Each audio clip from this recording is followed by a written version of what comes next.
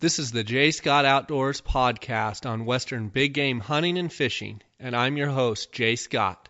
I live and breathe hunting and fishing, spending half the year in the field enjoying God's creation. I hope you'll enjoy hearing about our adventures. Welcome to the J. Scott Outdoors podcast. Today we're fortunate to have a mule deer nut with us. We've got Brec Bundy from Washington, Utah. Brec owns and operates MDA Outfitters, which stands for Mule Deer Addiction Outfitters. Brec is known for harvesting some of the largest bucks off the Arizona Strip every year, and Brec has actually guided 4 people that I know personally himself to, I believe, all bucks over 200 inches. Mr. Brec Bundy, how are you doing? I'm doing good, Jay. How are you? Oh, I'm doing great. I'm looking forward to having you here with us and letting some of my listeners hear about your passion for mule deer and the love that you share for those animals in that area.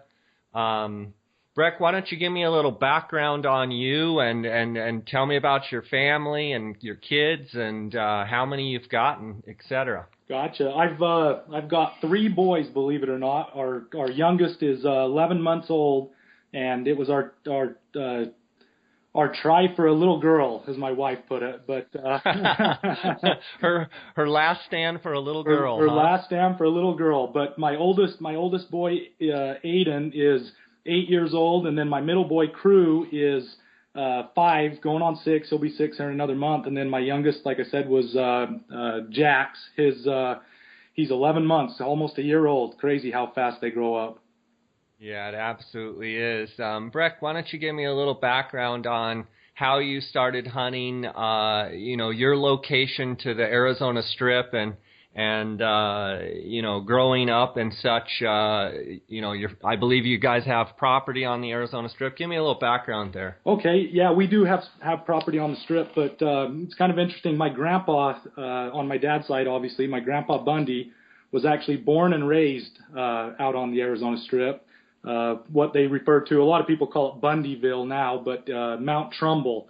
They have the Mount Trumbull schoolhouse right there and whatnot, but they homesteaded the property, and he was born and raised there and didn't move into St. George until I believe he was 18, 19 years old or something like that. But so it obviously got me, I grew up, it's home away from home out on the Strip, and I spend pretty much all my free time out there, filming, photographing, looking for sheds, you name it, hunting coyotes, we do a lot of that, and chasing lions. We just got back from a lion hunt last Tuesday and killed a cat. So.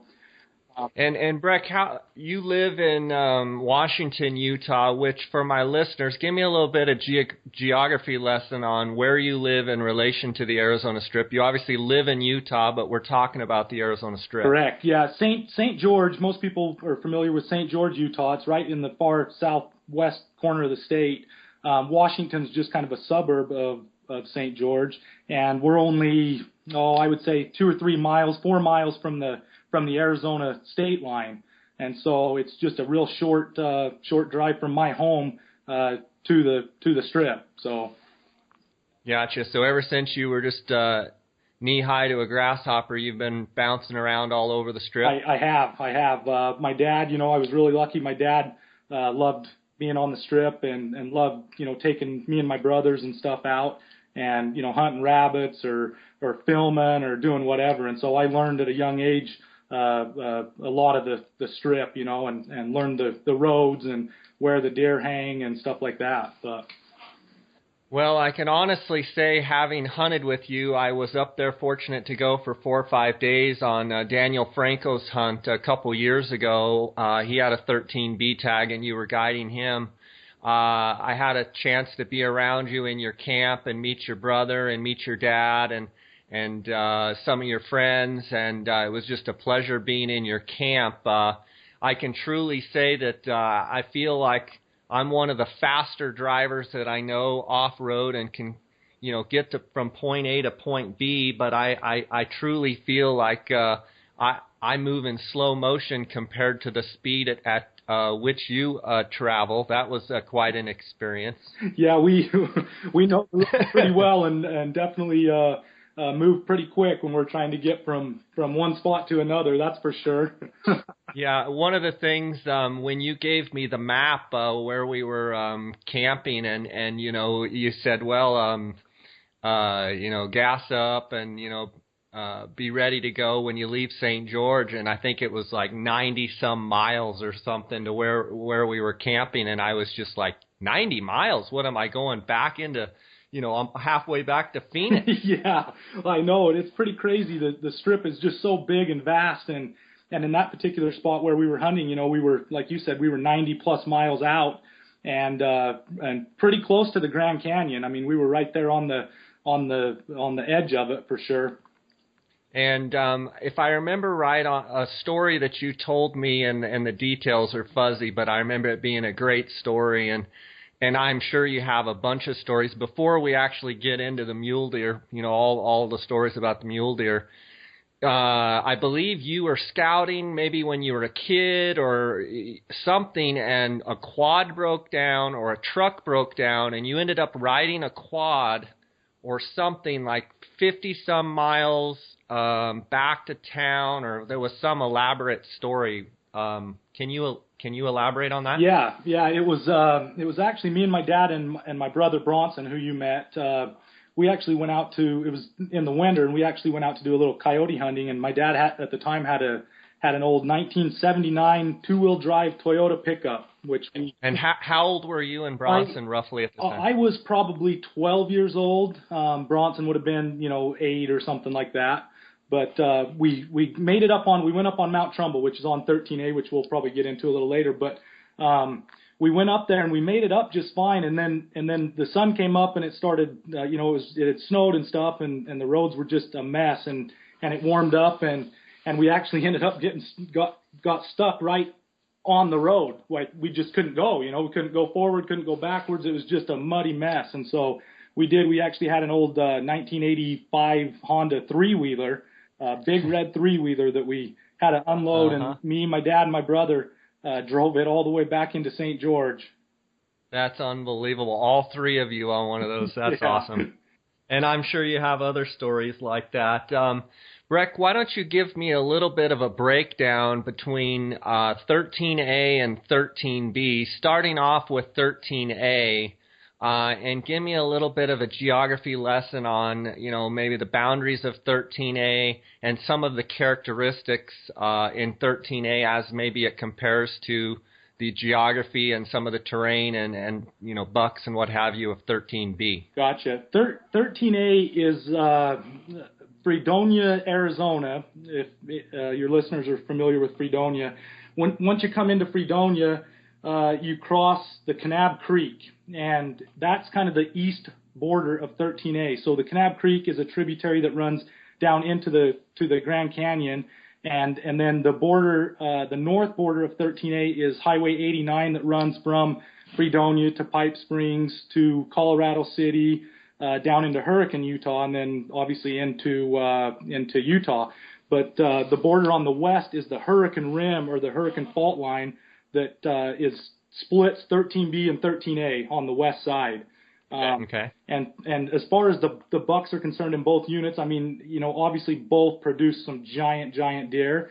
And I personally prefer 13B over 13A just because of there's more country to hunt, in my opinion. Is it geographic as far as size, or just pockets of deer? There's more deer in B than A. There are typically more deer on 13B, and geographically there's more huntable country, more country to hunt on 13B. 13A, there's a lot of antelope country out on the north side of the unit, wide open flats and whatnot.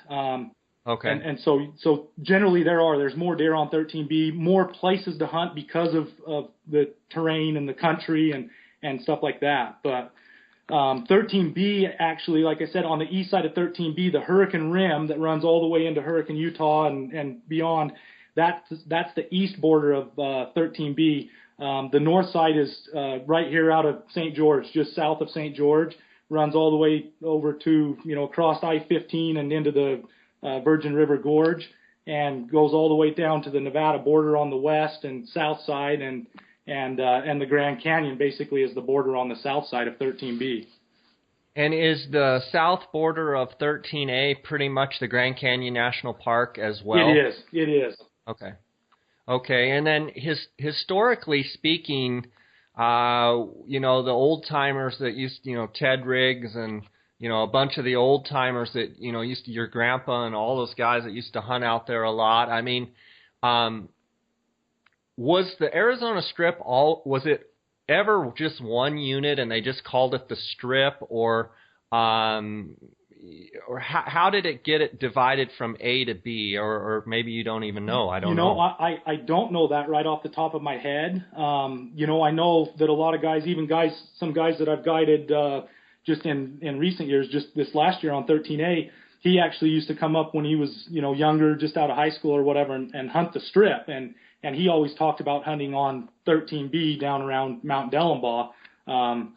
So I don't know when they split that or why they did or just what. Gotcha.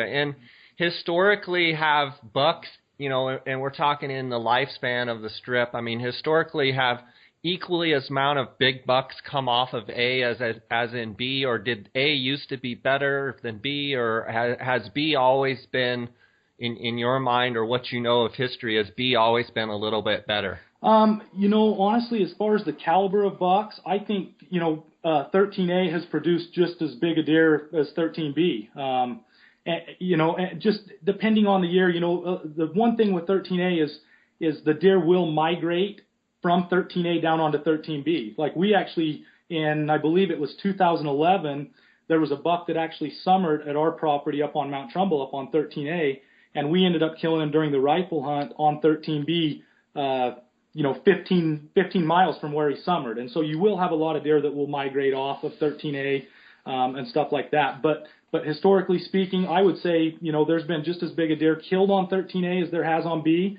And so it just kind of depends on the year, obviously, and whatnot. But this last year, for instance, we were hunting a buck on 13A that we figured was around 240 inches. And so, wow, a great buck. Yeah, absolutely. And speaking about bucks, let's talk about what you're seeing. We're looking at March 3rd, beginning of March here. We just had a nice storm come through. What is the forecast for 15 from a moisture standpoint? How have you seen have the storms been timely, or how was the winter? Give me a little range conditions. Gotcha. We, obviously we had that really dry, warm from January. We had one storm come in January, like around the 1st of January, and it produced a lot of snow. I mean, it snowed, even here in St. George, which doesn't happen a whole lot, but we had that really good storm, and then we just had this storm that came through that it was a warmer storm. It put some snow down, but it was a lot of rain and whatnot. And I think with these two storms combined with the summer we had last year, I think we're going into this 2015 season in a really, it's going to be in really good shape. And obviously, if we could get another storm or two from now till May, I think it could be phenomenal. And just that with some of the bucks that made it through, I think, like I say, I think it could be a phenomenal year. Fantastic. Can you compare it from what you're seeing or what you can forecast now? Is there a particular year that you can compare it to, or are you just going to stick with it? It's just going to be a great year. I would love to say it's going to be another 2010, which any of your listeners out there that follow the Strip know it was just unbelievable. I mean, I've never seen anything like a 2010 season. There was like 13A. We were talking about 13A bucks. I mean, there were literally like 10 220 plus bucks killed in the first 3 days of that 2010 season, and it was just phenomenal, and that all was due to the weather, obviously, and the rut conditions and whatnot. But I would love to say a 2010 season, but I won't go out there and say that it's going to be that good. Yeah, my question would be, 2010, and I'm not a strip expert at all. I mean, I have 12 points and I keep applying for it, but, and only having been up there one time on Daniel's hunt with you, no, I shouldn't even really be talking about it, but from what I remember in 2010, the timing of the 13A with the rut, it just seemed like the big bucks were on those does, and they just slayed them in A that year, and probably one of the best years ever. My question is, since a bunch of those big bucks got shot, have you seen the decline in A as far as quality? And with that many big bucks being shot, is it safe to say that maybe we might not ever see that quality of bucks in 1 year taken? Yeah, I mean, I would say we can and will probably see a year like that again. Obviously, after that 2010 season, 13A was kind of, all the biggest bucks that we knew about, most of them were taken. And then it was kind of slow the last few years, but 13A is kind of on coming back a little bit, if you will, as far as, the size of bucks and whatnot. And so I think that we will see another 2010 season, or similar to it. It may be, 13B may have a phenomenal year. Like, in 2008, I hunted with our mutual friend Randy and Ron Charrington. And, 13B that year, we saw some rut activity, right off the bat. We had an early storm in late October that came in, and I think it just got those bucks, or those does, I guess, really going, and the bucks were hot on them. And so 2008 was a phenomenal year in my opinion as well. And so what I hear you saying is, and for the listeners, 13B hunt is always, I don't want to say always, but as far as I can remember, is usually in front of the 13A hunt. Typically, the 13A hunt, you get a little bit more rutting activity, but you're saying in 2008 that you actually had a good storm just before the season that got those does moving around, and obviously the bucks were acting ruddy. How much of that do you think is temperature and weather related, and how much of it do you think is just timing? I mean, seems like a perfect case to say that if it gets cold and you get some snow and stuff, that they could turn on. Yeah, they do, and you're right. The 13B hunt always starts the week before A. So Arizona, they kind of stagger the hunts. You have 13B that starts first up here, and then 7 days later the 13A hunt starts, and then right after that you have some of the Kaibab units, 12B, 12A, start the following week. And so I think a lot of it is kind of weather dependent. Obviously, like I said, 2008 we had some snow. I was actually out on the strip. I think it was a couple weeks before the hunt actually started, but we got some snow and a real cold snap that came through, and I think it just got. I think that in and of itself kind of got those does, got them in heat, and those bucks obviously followed, and so it made for a phenomenal hunt.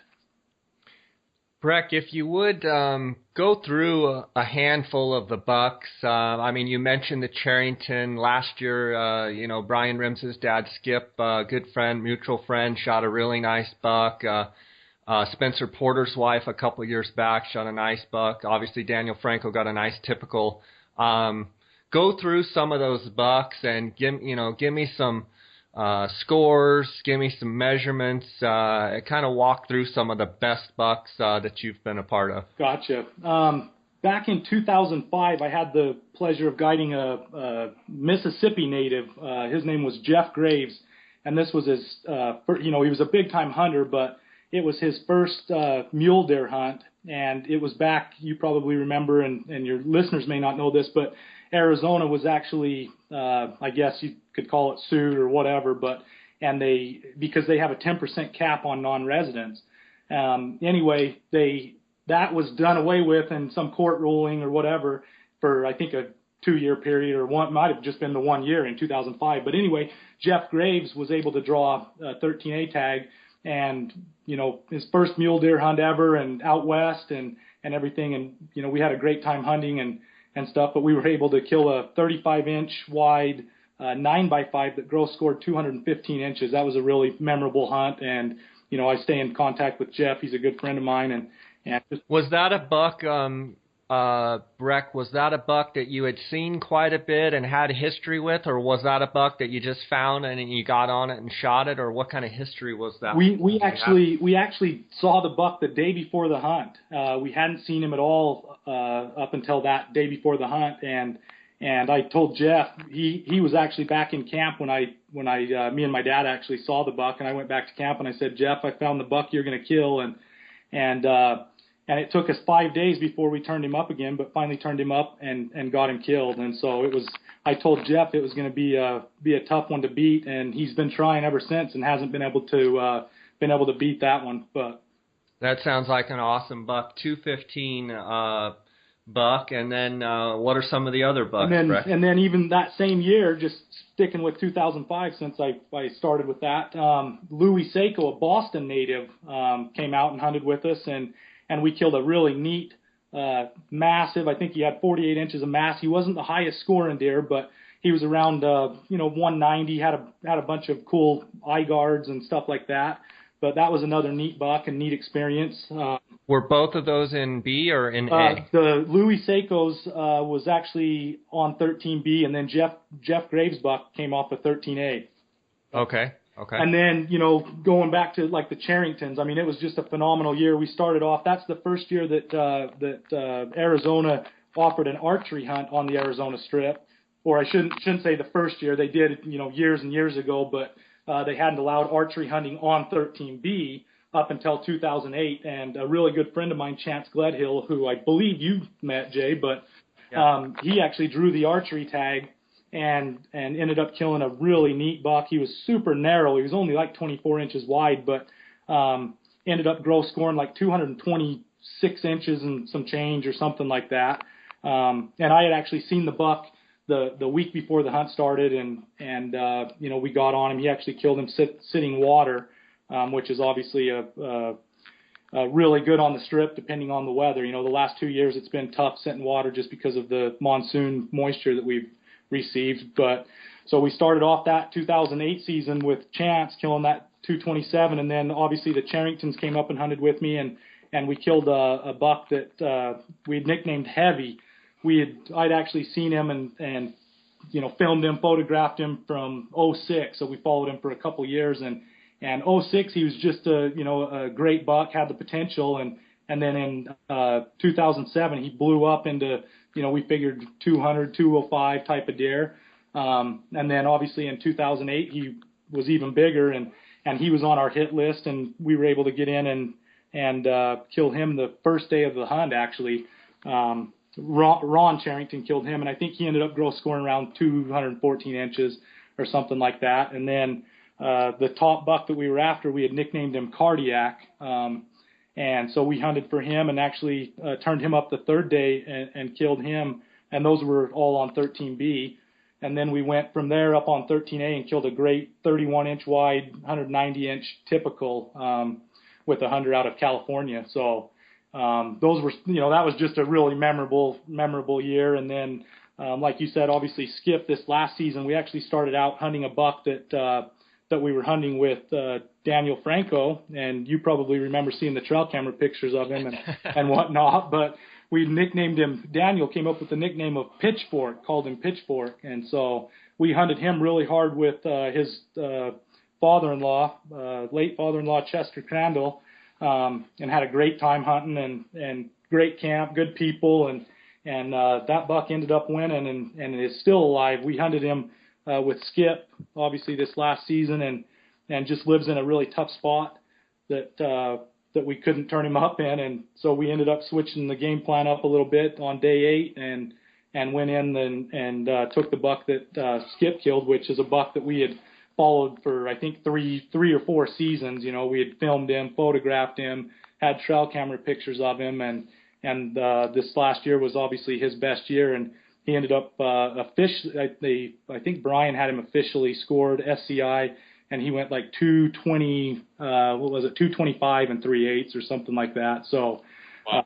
Just a great buck, and we hunted hard and finally turned him up and got him killed. But so obviously that was a great buck, and I mean I can rattle on and on and on, but yeah, it's for someone that isn't around those quality of bucks like you are, they all sound just giant, and I'm looking forward to getting my strip tag one day. It just seems like a magical place to be. I want to circle back around and talk about, you mentioned something about sitting water on A and B on the archery hunt. So in general, I want to talk a little bit about the archery hunt, but more specifically, I want to double back to something you said. The last couple seasons have been tough because we've gotten monsoon moisture where when sitting water on the strip, and you chime in at any time, sitting water on the strip, the key to that obviously is to have dry conditions. And right before the hunt and during the hunt, when you have monsoonal flow of moisture, you get those rains, those bucks, they go from you guys getting pictures on the trail camera virtually every day to maybe not coming in for how long, a week to 10 days. Talk about how the timing of that season is hit or miss as far as the moisture. Okay, yeah. Let's see, what was it? 2013, my brother had actually drawn a 13A archery tag. And it was, we had the bucks coming in. We had, just right down to the, where we thought, okay, it's going to happen. And then the storms came in, and those bucks didn't show back up on water for a month. I mean, it rained that much to where they just didn't need to come to water. And so it's, obviously we're looking for, hot, dry conditions, and which makes the archery hunt, obviously setting water is a probably going to give you the best opportunity to kill a buck and, get the shot opportunity and whatnot. We obviously do a lot of spot and stalk as well. And, we've had a few bucks that we've killed spot and stalk, but primarily, setting water is key up here on the strip. And so, we had a buck in 2012. It was actually Trace Porter's buck that he killed. I think it rained 2 inches the day before the hunt started. And, we just kind of stuck with the game plan of having Trace sit the water that we had a particular buck we'd been watching for a couple of years. Had him sit in the water while, everybody else was glassing, trying to turn the buck up. And it took, I think it was day 5 or 6, the buck finally came back into water. It stayed dry long enough for him to want to come in and get a drink. And so that weather is, those archery hunts, they're really tough just because of that weather. You just can't predict, what it's going to do. And not saying that if it rains a lot, I mean, you still have good opportunities, at spot and stalk certain bucks. And so, it is a lot better, in my opinion, if it's hot and dry and you can sit water. It makes for a lot better hunt. Brec, that's great stuff. I want to ask you about, I know you and some of your competitors up on the strip, I know a bunch of you run a lot of trail cameras. One of the questions I want to ask you is, from a predictability standpoint, how predictable, say, before the season when it is hot and there's, say you get a 2-week dry spell, are those bucks watering every day, every single day? No, they're not. Some of the bigger bucks, they'll even with the hot and dry conditions, they'll go, 3 or 4 or 5 days without coming to water, or they're watering at some spot that, there aren't too many, but some spot that I don't know about or whatever. And so, and then the next question following along with that is, how often, like that buck pitchfork, or, other people have nicknames for them, how often is that buck just completely predictable, and then does his pattern change because, people roll in, and is that why people haven't been able, why other people haven't been able to kill him because of his changing his pattern? Yeah, this last year, it's kind of funny.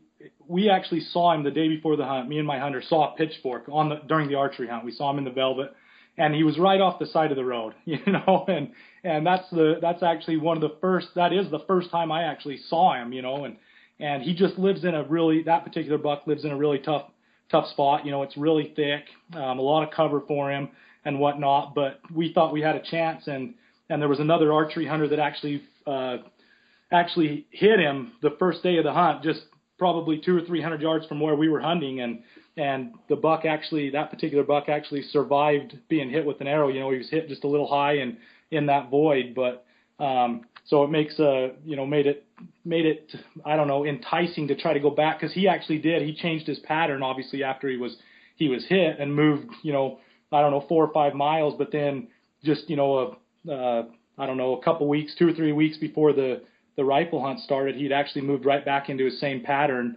and so we thought for sure we were going to have an opportunity to get him, but like I say, he just lives in a really tough spot where it's thick and a lot of cover for him, not a lot of great vantage points to glass from, and stuff like that. And how hard is it sometimes, Brec, having cameras all over the units and knowing a bunch of different bucks and their locations?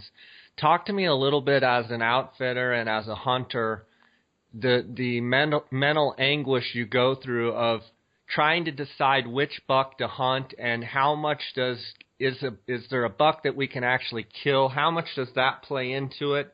Or do you just go after the biggest one and tell me some of the challenges with knowing about so many good bucks to go after, the turmoil that it causes? Yeah, it definitely does cause some turmoil.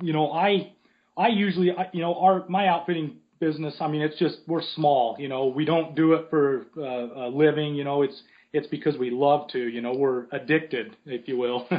And so, for us, we don't book a ton of hunters, so me personally, I usually let the hunter decide, like with Brian and Skip, I was sending them trail camera pictures and video and whatnot, and just said, hey, we can go after, Pitchfork.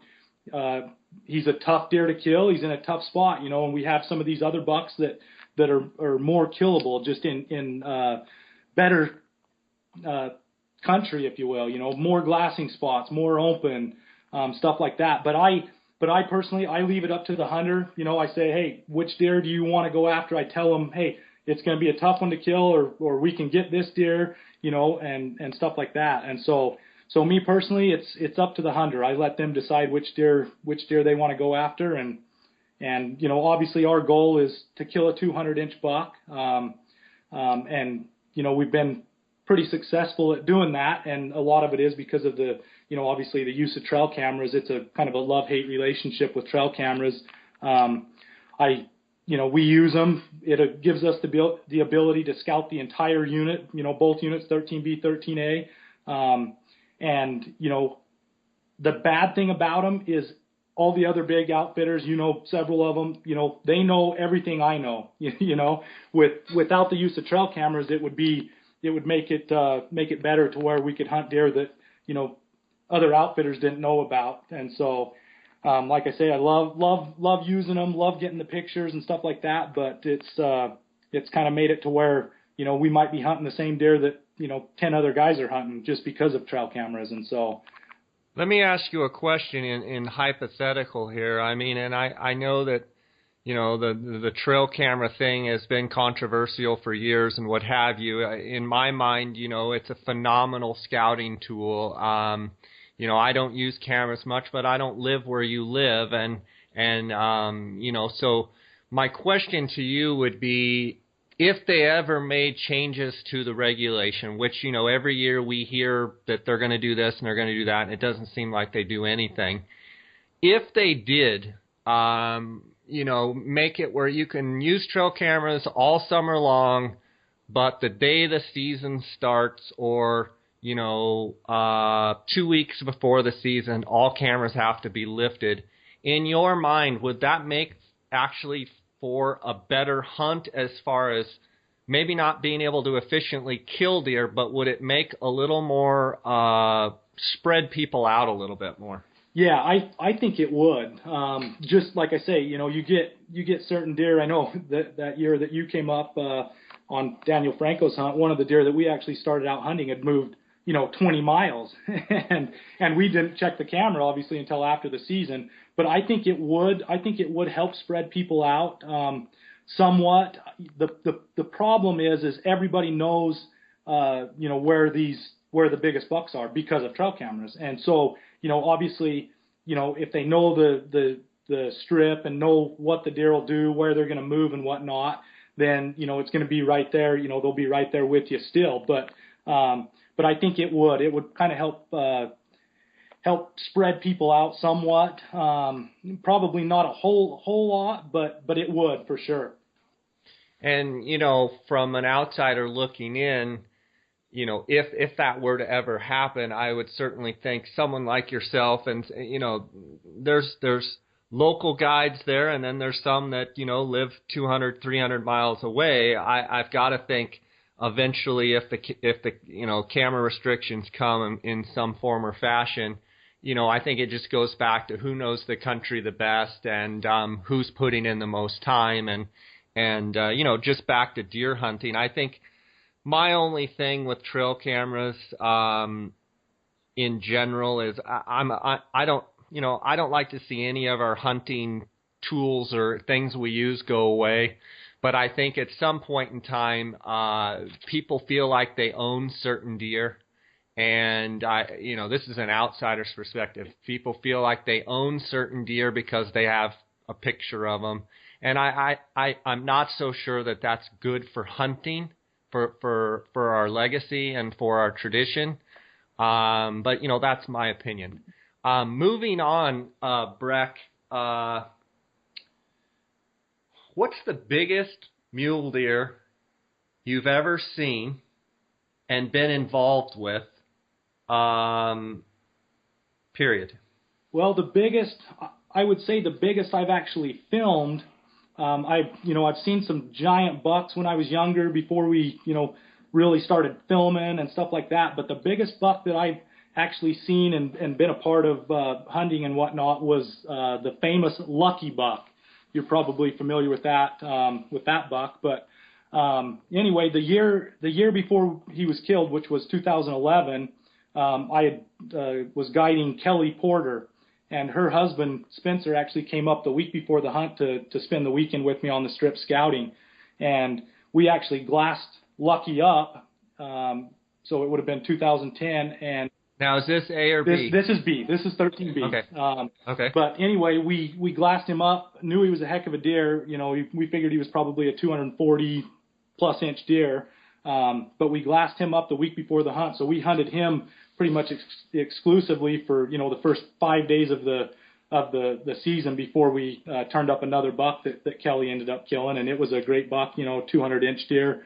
And it was her first deer hunt ever. And so had a phenomenal time. But that year before, we saw him. We weren't able to get any video. We glassed him up at a distance and whatnot. But my brother actually went in there the spring of 2011 and found one shed off of him, one side. And we looked all over the place. Me and my dad, my brother, we've still been looking, but we have just scoured the country trying to find the other side. But so that was kind of cool. And then my brother kept saying in 2011, he kept saying, Brec, why don't you go film Lucky or find Lucky? And so I was like, yeah, I'm going to get out there. So anyway, I get out. First day I go out to look for him. I turn him up. Now this is after the seasons, right? This is after the season and approaching the 2011 season. This was in the summer. I believe it was like, I don't know the date. End of July, first part of August. But anyway, I go out and I see him, and I'm able to get some phenomenal video. I glassed him at a distance, and he lived in some real tough country, but he and 3 or 4 other bucks that were with him crossed a road and went out in some real thick stuff. So I went down and followed him, just tracked him up, and was able to get within about 100 yards and take some phenomenal video of him. And so anyway, I showed the video to Ryan Hatch with Muley Crazy, who was guiding Alan Hamberlin, who had bought one of the auction tags, and they were hunting a different buck actually up on 13A. And once they saw the video of Lucky, they immediately pulled off, and the hunt began. And Alan, the first day Alan came up to hunt him, we actually turned him up right in the exact same spot that I had seen him, a couple weeks earlier. And we turned him up and got him, glassed him and watched him and whatnot. And I actually watched him bed. And so we kind of put a game plan together, and Ryan and Alan went in on him and got within, I think it was 300 yards. And Alan got a good broadside shot and actually missed him. Oh, man. Yeah, he's a 268 inch deer or something, almost 42 inches wide. But so that was kind of disheartening for everybody when that went down. And Alan's known as being a crack shot. Yeah, he is. I mean, he doesn't miss, And so Ryan, obviously Ryan got it all on video, and it's some phenomenal video. It's in his last video, I think, getting lucky on the strip or something like that. But anyway, it took about, and he was in the velvet at that time. This was in August, and then it took about, I think it was, 3 weeks or a month or something before we were finally able to kill him. And so that was a fun, memorable hunt. How big did he end up going roughly? He ended up going, he's a 10 by 10. He's about 41.5 inches wide, and he ended up gross scoring, I believe, 268 inches or something like that. But he has just a giant frame on him. He's got a 224-inch 4-point main frame, and he has the biggest back end on a deer I've ever seen. He has 22-inch G2s and 14, 15-inch 3s and 14, 15-inch 4s, and so just a giant frame deer with bunch of 40 inches of trash. Yeah, on him. Yep, exactly. Yep. So big cheaters, and just what you dream about when you come to the strip to hunt, just a buck of a lifetime. Yeah, that's unbelievable. Just an unbelievable deer. Congratulations to the whole group on that. What do you see as far as, bucks in the future? I mean, do you know of some growers out there that have chance to be, just lucky caliber type of deer? Obviously they shot some great bucks last year on with some of the auction tags and stuff. Are there some up and comers out there? There are. There's some giant bucks that made it through the season, and that's one of the reasons I think this coming year, this 2015 season, is going to be phenomenal. There's and those are some of the older mature deer, and then then you've got a lot of these young up and comers that could just blow up. And that's one thing with the strip. I mean, you never know. You could have a 180-inch buck. This last year, 2014, he may turn into a 220-inch deer this coming season, depending on the moisture and whatnot. And so that's just, the genetics and stuff up here on the strip are just unbelievable. Yeah, and how much, how critical is it from what we have now moisture-wise? Have we passed the most critical point, or do you think there's still, is there a month left where we need storms, or could it, if it just kind of shut off and just kind of stayed with the norm, would it be a phenomenal year, or do we still need more to get it to be phenomenal? I think we need more to get it to be phenomenal. I think right now, if we just, if say we didn't get another storm, until we start getting the monsoon moisture in the summer, I think with last year's monsoon season during the summer, the moisture we got then, and then the moisture we've received up to this point, I still think we're going to have an above average year. But I think if we could get some, 2 or 3 good storms, I think it could be a phenomenal year as far as, antler growth and the feed and stuff like that. But that's awesome. I want to talk a little bit about the gear that you use and that you have used. As far as camera gear, are you shooting most stuff with the still camera, or using a video camera? What do you use to photograph and video these deer? I have multiple cameras, but my primary cameras that I use is a little Panasonic, and I can't remember the model number, HDC 1000 or something like that. That's what I use for filming, and then I have a Canon SLR 60D camera that I use for still photography. And I'm wanting to upgrade. Canon came out with I believe it's a 70D that actually has autofocusing, which will be great because then I could just use it for filming and photographing.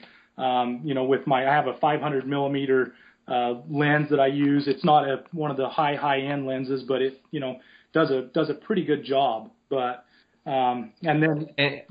And you have a lot of photos and videos on your website. Can you tell me what your website is? I believe it's muledeeraddiction.com, or what's your website? Yes, it is. It's muledeeraddiction.com. And then also, we do quite a bit of stuff on Facebook. Haven't as of late, but it's just if you look for MDA Outfitters on Facebook, you can find us on Facebook as well. And then we're also on Instagram. I kind of enjoy Instagram. It's kind of fun. You can just throw up a photo, and get people excited and stuff. So is it MDA Outfitters on Instagram? It is. Yep. Okay, MDA. It's at MDA Outfitters on Instagram. I follow you and enjoy seeing your photos.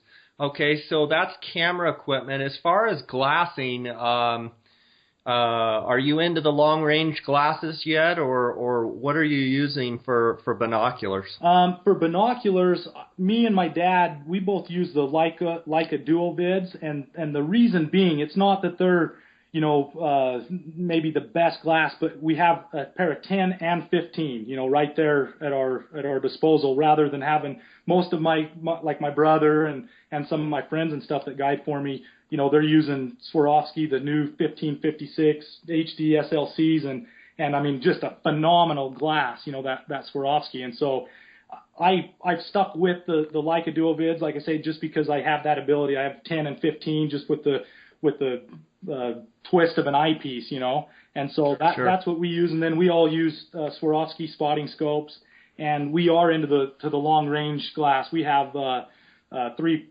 pairs of the Kowa Highlanders, and they're just phenomenal. 32. I've just got the 32 times eyepieces. My brother's got the 50s as well. But you just can't go wrong with those Kowas. They're just an unbelievable glass. If you're going to be looking, at long ranges, 3, 4, 5, 6 miles out, you can't beat them. Yeah, I mean, I used to use the Doctor, the 40 super wide angles, and really liked them. But then as soon as I looked through the Kowas, although I gave up 8 power, the clarity, the edge-to-edge clarity, and just the crispness of the Kowas is fantastic. And you can vouch for this. I mean, I tell people that I can look at a deer, an elk, or a sheep sometimes a couple miles away, and I can tell you what it is, and they're like, no way. I'm like, well, okay, look, get a pair yourself and look through it. I mean, you can tell whether it's a buck or, a ram or something you need to go after for sure. I mean, you always need your spotting scope to really get definition, but the big binoculars definitely, in my book, takes it to a whole new level. Yes, it does. I mean, there's no question. When I'm kind of like you. I looked through a pair of Doctors, and they weren't. I actually about bought a pair of fixed 40 power pair of Doctors, and they just weren't super comfortable on my eye. And I mean, they're great glass, but then I looked through a pair of the Kowas, and I was like you. I was sold on them. I mean, they're just phenomenal. But and like you say, you're never going to be able to give up that your spotting scope. But at the same time, when you're looking for hours and hours, through these big binoculars, I mean, you just can't beat it. We actually, my brother glassed up a buck bedded a couple years ago with the Kowas, the 32 times eyepieces at 4 miles away. The buck was bedded, and like you say, he couldn't, he knew it was a good buck that we needed to take a look at, but without that's when you put your spotting scope on, crank the power up to 60, and you can get in on them pretty tight and get a good idea of what they are. But yeah, it's crazy. 2-3 miles out. That's definitely within the realm of glassing with the big binoculars. And even beyond that, you can 4 or 5 miles out, you can at least get eyes on the deer. So. Absolutely. Brec, what kind of UTV or ATVs? What are you running? What are you running up there? Well, I've run pretty much everything, but when I first bought an ATV, I was a Honda guy, which you can't go wrong with the Hondas. I mean, they're a great machine, but I went from a Honda Foreman, which is like a 400 or 450 or whatever. I went from that to a Honda Rubicon, which was a 500, and then after that I actually switched. I rode a Yamaha Grizzly and was sold on it. Power steering and the suspension and whatnot. I mean, it was a great four-wheeler. But now obviously I'm running side-by-sides, which just gives you the ability to carry all your gear and everything. But I was running up until just around the first of the year. I was running a Can-Am Commander, which was a great machine, and I put a lot of miles on it. But my brother Bronson got a Razor, 4-seat Razor, and I drove in that thing, and I was sold from the minute I got in it. And so I ended up selling my Can-Am and just bought a 4-seat Razor 1000. So. Awesome. Yeah, Rimses have one, and they say that Ryan really likes it. I haven't ridden in one yet, but I hear they're just fantastic. Yeah, what kind of tires? Let's talk about miles for a second, and tell me about tires, because I think I remember when I was in your camp, you said you put some the amount of miles you told me you put on 1 year it blew my mind on a I think it was on your Can-Am. Yeah. I mean, I put, like my Can-Am that I just sold, I think I had, I want to say I had around 4,000 or 5,000 miles on it, and I'd only had it for about a year or something like that. And so, we rack up the miles. My old Grizzly that I was saying, the Yamaha Grizzly, I think when I traded it in to get the side-by-side, I think I had like 10 or 12,000 miles on it, and so it's just crazy the amount of miles that we run, just even in a weekend. I'm out pretty much I spend 2 or 3 days a week on the strip, from, obviously usually Easter, because I'll take my family out and we spend time at our property up on 13A and stuff. But so, from Easter on clear through, December, January, we're just racking up the miles, whether it's on our side-by-sides or, our trucks. We put a lot of miles on. But the tires, obviously the strip, it's known for chewing up tires, and it does too. It'll eat up tires in a hurry. But I've been running, the last several years, I've been running the Toyo MT, the Toyo Mud Terrain, and they've just been an excellent tire. They're a 10-ply rated tire, and when I get out there on the strip, I'll air them down to 12 pounds of pressure in the tire, and it rides a lot better, and it handles, makes it so you're not as likely to get a hole in the actual tread, but you are in the sidewall. But it's just a really well constructed tire that takes the abuse of the strip roads. And let's be honest about this. Those tires are set at that pressure, so when you go around those corners as fast as you do, that you're still on all four wheels and don't go on two wheels. That's for sure. Have you found a tire in the UTVs? Have you found a tire that's better than others? I prefer the Maxxis tires, and that's what a lot of these side-by-sides are coming with now, is the Maxxis Bighorn. I had really good luck on my Can-Am with all the miles I put on it. I was still on the factory set of tires, which were Maxxis Bighorns, and that's same with the Razor. It comes with the Maxxis Bighorns, and so I've been a fan of those. I mean, they're a good tire for ATVs, for side-by-sides, whatever. They've been a phenomenal tire. Brec, tell me what's your advice to someone that cannot afford a guide on the strip, whether it be archery or rifle, as far as preparation, and give me a little bit of advice to someone that can afford a guide, what they should be prepared for, and how many spare tires should they take, and give me a little bit of background on that. Okay, yeah, I would say to anybody that's going to do it on their own, obviously spend as much time as possible up here. I mean, it's you get up here and it's just there's so much country, it's so vast, and there's not a lot of deer. I mean, the strip is not known for the number of deer. I mean, the deer density is really low. And so obviously the biggest thing would be to get up here, scout it, as hard as you can, run a few trail cameras if you can, if you can afford to run a few cameras, talk to as many people as possible, get some ideas on where you want to start, looking and whatnot. and then just put the time in. I mean, that's key. I mean, you know, for us, we're doing it 2-3 days a week. And so that's, you know, a lot of the reason we've been as successful is we spend that time and get to know the deer. We know where they're moving and whatnot. And so for somebody doing it on their own, you know, I would say, you know, come up, scout it as much as possible.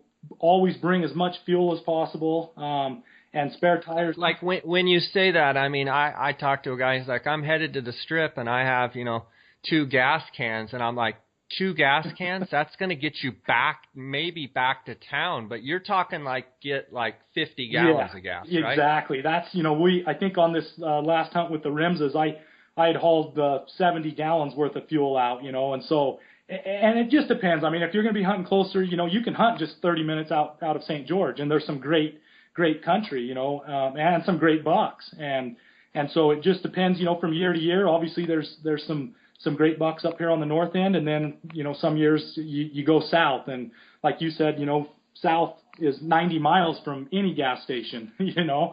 And so as much fuel as possible. Yeah, I'd say 50 gallons, 60 gallons if you're going to be hunting that far out. But Gotcha.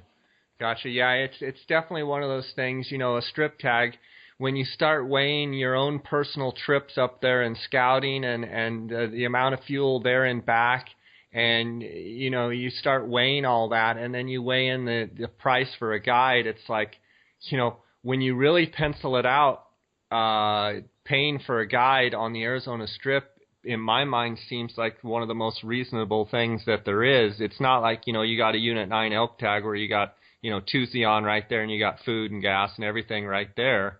I mean, you're talking about way out in the middle of nowhere, and I think some people, until they get up there, they don't understand the vastness of it. Yeah, that's for sure. I mean, and you know, once you do, you get up here and I can't imagine me myself coming up, you know, and I'm a kind of do-it-yourself type guy myself, you know, as far as hunting, you know, in Utah or wherever it may be. But like you say, you know, and that's why a lot of guys that I've actually guided, you know, they start putting the pencil to the paper and adding up what it's going to cost in fuel to drive up from, you know, Phoenix or wherever it may be, from California or whatever, and it's just, you know, the cost for a guided hunt is actually less than what it would cost them to scout it and do it right, you know, and scout it hard. And so, yeah. Brec, let's talk a little bit about what it takes to make a trophy mule deer in your mind, and some of the things that, you know, little tips and things that obviously someone sees a 260-inch, you know, lucky buck, they're going to go, yeah, that's big. But from a field judging standpoint, I mean, what are you looking for to get to the, you know, say the magical 200 number, or, you know, more in general, you know, are there some certain frame-wise, you know, height, width, what are you looking for that makes bucks that you're going after? Yeah, we, you know, width, back when I was a kid, you know, and you probably remember, it was always width. You know, everybody wanted a 30-inch wide buck. That was the thing that everybody hunted for, was a 30-inch buck. And now it's kind of got to the point where, you know, it's, hey, I want a 200-inch deer or whatever. And so width is kind of out the window. You know, like I was telling you with Chance Gledhill's buck, I mean, it was a, you know, 227-inch buck that was only 24 inches wide. But what we're looking for is obviously time length, you know, taking a look at the main frame of the buck, you know, how long are his G2s, how long are his G3s, his 4s, his beams, you know, stuff like that. And then obviously the mass, you know, what kind of mass does he have, you know, and it's you know, that's one thing about the strip. I mean, these deer are known to be just massive, have a lot of mass and weight to them and stuff. And so that's kind of what we look at, you know, and with the use of obviously trail cameras and then deer that we filmed and photographed, we can, you know, sit here on our computer and analyze them to death sometimes, you know, and kind of get an idea of score. And it makes it really nice when you're going after bucks that, you know, and you've put the numbers on them, and, you know, and usually we're pretty close. We try to stay on the lower end and be surprised. It's like with Skip's deer, we had no idea. You know, we knew he was a great buck, and we knew he was, you know, we figured he was probably 215 or somewhere right in there, and just couldn't get him anything over that. And then, you know, we get him on the ground and obviously tape him out, and every measurement was longer than what we had thought, you know, and so, And speaking specifically about that buck, I've had it over time. I've had it happen to me several times where bucks that have quite a bit of mass, the mass hides the length of the points. And in Skip's buck in particular, 225 or whatever it ended up at, did the mass hide the length in the photos? That's my first question. And the second question is, do you think trail camera pictures actually make most deer look smaller? Yes, they do for sure. But I think I'm totally with you. The mass hides length big time. And these strip deer, people don't realize these strip deer, like for instance here in Utah, the deer have 24-inch ears tip to tip. These strip deer, I've seen deer that have had 28-inch ears tip to tip, and so it can be really deceiving how big the deer actually is, But trail cameras, I mean, they can be so deceiving. If you have a side view or a head down angle on a deer, it just doesn't do them justice. You've got to get a good head on photo of them, looking in the camera to be able to really put the numbers to them, and obviously in Skip's buck's case, we had 3 years worth of video of him, and I'd actually seen him just a couple weeks before the hunt started and got some pretty good video, and then my good friend Brett that guides for me, Brett Simonson, he saw him just a couple days before the hunt, and he says that looking at him in the glass, he could tell that he was probably bigger than what we were coming up with as looking at the trail camera photo, but. Yeah, I mean, I mass and with elk and with deer, mass hides a lot of length. I mean, there's been a lot of cases where animals are much bigger than I thought, and when you walk up, you realize how heavy they are, and it just makes those points just look shorter. Yep. Yeah, it's all good stuff. But point length, number one in your book is looking at point length and having good separation between the points and good main beams and point length. Correct. Yep, absolutely. Look at starting with the G2, if you get a G2 that's 18 inches long, you've got a great start. And then obviously, the split, where the G3 splits off the 2, and stuff like that, you can get a good idea of what the buck is, Yeah, and sometimes when a buck has crabby, front forks, talk to me about some of the deceiving part of, crabby bucks. How do you feel like if a G4 actually kind of parallels the main beam and it looks crabby, have you seen that where actually the G4 is longer than you think? It's just not pointing up. It's more pointing at a parallel level with the beam. Have you seen that? We have. We've seen that, and on one buck in particular that I've seen the last 2 or 3 years, he's an old deer, and he's, same thing. He's not going to be a super, super high scoring buck, but he's got the width. He's got the mass that, like we've talked about, hides some of his length. But I think he's really deceiving because of that. His G4 kind of parallels the beam, and it makes it look like he's really crabby and not, doesn't have that long of a G4, when in reality, if you were to get him on the ground, I think he's one of those deer that would surprise you and score a lot better than you think, and so there's definitely a lot of, I wouldn't say a lot of bucks, that we're looking at that look crabby, but there are bucks out there like that are deceiving because of that. Absolutely. Well, Brec, it's been an awesome hour spending it here with you, and it's obvious why your outfitting business is Mule Deer Addiction, because, knowing you personally, I just know you live and breathe these deer, and my hat's off to you for the success that you've had, and more importantly, my hat's off to you, to the guy and the character that you have, and I look forward to seeing you again, and I'd like to check back in with you maybe in midsummer and just see how the bucks are growing and get a little update from you, and hopefully between now and when we talk again, we'll get a bunch more rain and just have a unbelievable banner year. And just want to thank you for being with us, and once again have you tell my listeners where they can find you, how they can contact you, and And thanks for being with us. Oh, you bet, Jay. It was a pleasure. It's always good talking with you. But your listeners can get a hold of me through my website. It's muledeeraddiction.com, or they can check us out on Facebook, MDA Outfitters, or Instagram, MDA Outfitters, and get a hold of us that way. Sounds great, buddy. Well, you tell the family hello, and we'll hope for more moisture and big antlers ahead. Hey, sounds good, Jay. All right, buddy. Take care. Thanks for being with us. Hey, you too. Thanks. Well, what an awesome show with Mr. Brec Bundy of Mule Deer Addiction Outfitters out of Utah. The guy knows the Strip like the back of his hand. He's just a high-class individual. Want to really thank him for being with us.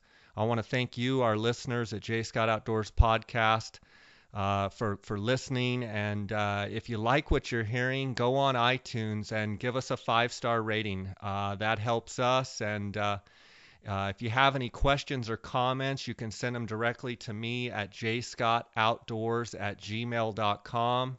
You can continue to follow on our website our progress at jscottoutdoors.com. You can follow on Instagram at jscottoutdoors. We have a YouTube channel that's people like, and that's J. Scott Outdoors. You can also find us on our Facebook page, J. Scott Outdoors. And just want to thank all our listeners. I also want to put a shout out there to Corby Taylor with Wild Game Hunting Podcast.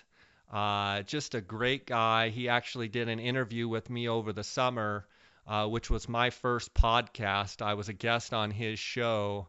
And if you haven't already tuned into his podcast, you should.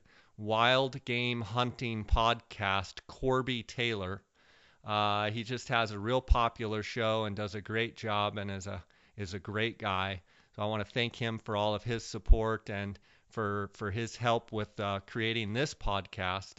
And until next time, guys, God bless.